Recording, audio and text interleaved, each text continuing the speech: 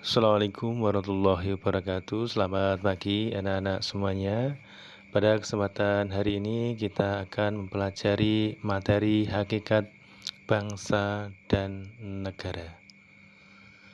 Pengertian dan proses terbentuknya bangsa. Ernest Renan menandaskan bahwa bangsa adalah suatu nyawa, suatu asas akal yang terdiri dari dua hal, yaitu pertama, rakyat dahulu harus bersama-sama menjalani suatu riwayat. Kedua, rakyat sekarang harus mempunyai kemauan, keinginan hidup menjadi satu. Dalam pengertian politis, bangsa adalah suatu masyarakat dalam suatu daerah yang sama, tunduk pada kedaulatan negaranya sebagai suatu kekuasaan tertinggi keluar dan ke dalam, diikat oleh kekuasaan politik, yaitu negara.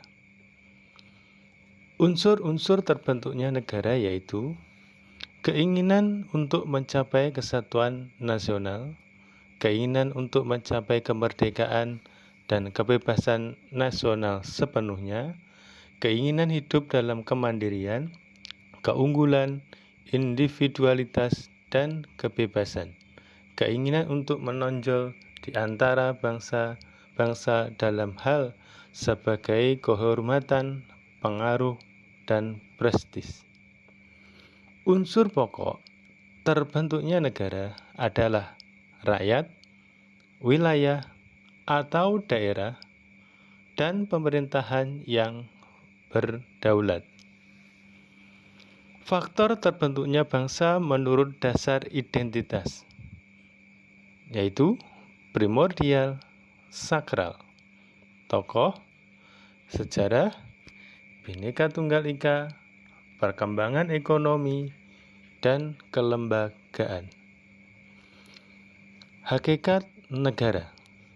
Negara adalah suatu tubuh yang senantiasa maju, berevolusi, dan terdiri dari orang-orang atau individu-individu.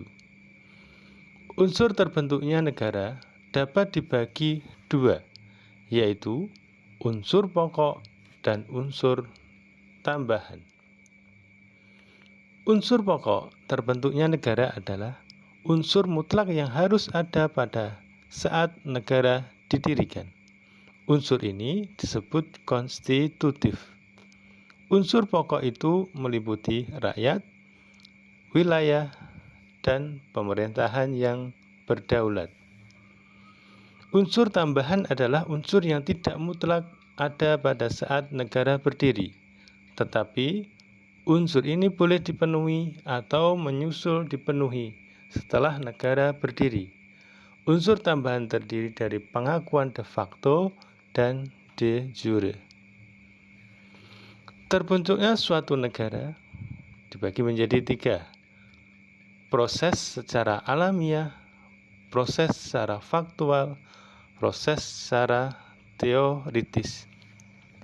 Menurut seorang tokoh, Meriam Budiarjo, sifat hakikat suatu negara adalah sifat memaksa, sifat memonopoli, sikap mencakup semuanya. Menurut Roger F. Salto, tujuan negara memungkinkan rakyat untuk berkembang serta menyelenggarakan daya ciptaannya dengan sebebas mungkin. Teori mengenai negara, tujuan negara, yaitu teori Sang Hyang dan Machiavelli, teori Dante Alighieri, teori Immanuel Kant, dan Krenebuk. Ciri-ciri negara.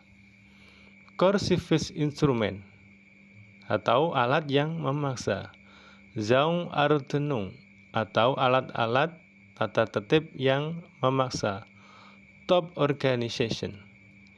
Psyche-Gewalt atau paksaan bersifat fisik. Exorbitant Rechten, hak-hak luar biasa. Demikian anak-anak untuk materi bangsa dan negara.